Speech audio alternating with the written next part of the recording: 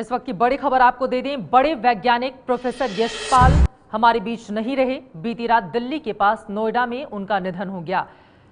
Professor Yashpal को पद्म विभूषण, पद्म भूषण समेत कई सम्मान मिला था। देश के बड़े वैज्ञानिक प्रोफेसर यशपाल 90 साल की उम्र में नोएडा में उन्होंने आखिरी सांस ली। देश के बड़े वैज्ञानिक, शिक्षा और विज्ञान के क्षेत्र में उनका इस देश में अविस्मरणीय योगदान रहा है, जिसको देखते हुए पद्म भूषण और पद्म विभूषण से उन्हें सम्मानित किया गया था। बीती रात 90 साल की उम्र में दिल्ली के पास नोएडा में उन्होंने अंतिम सांस ली। रविकांत हमारे संवाददाता जुड़ चुके हैं और ज्यादा जानकारी के साथ। रविकांत, 90 साल की उम्र में बीती रात उन्होंने अंतिम सांस ली। नोएडा में कितनी बड़ी शख्सियत थी, वो जरा विस्तार से बताइए उनके बारे में हम सभी को। देखिए, देश के बड़े वैज्ञानिक थे जो टेलीकास्ट सबसे पहले भारत में हुआ, सीधा प्रसारण दूरदर्शन से। सबसे पहले इंदिरा गांधी के रेजिम में, इंदिरा गांधी के कहने पर उन्होंने ही भारत में पहला लाइव प्रसारण किया था।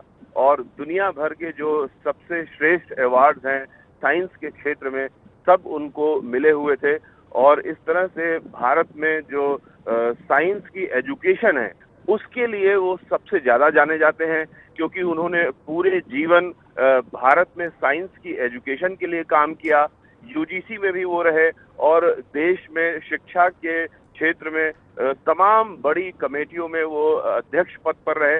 और साइंस को लेकर के आजीवन वो पूरे देश में घूम घूम करके लोग, जो बच्चे हैं, उनको शिक्षित करते रहे।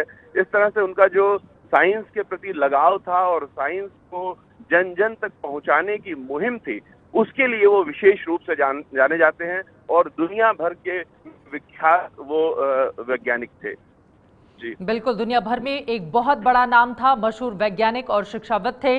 पद्म भूषण और पद्म विभूषण से वो सम्मानित हुए थे।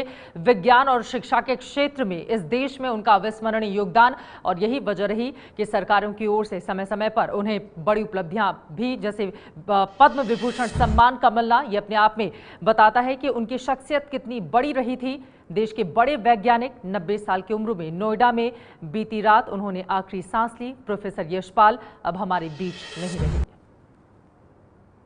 ये है एबीपी न्यूज़, आपको रखे आगे।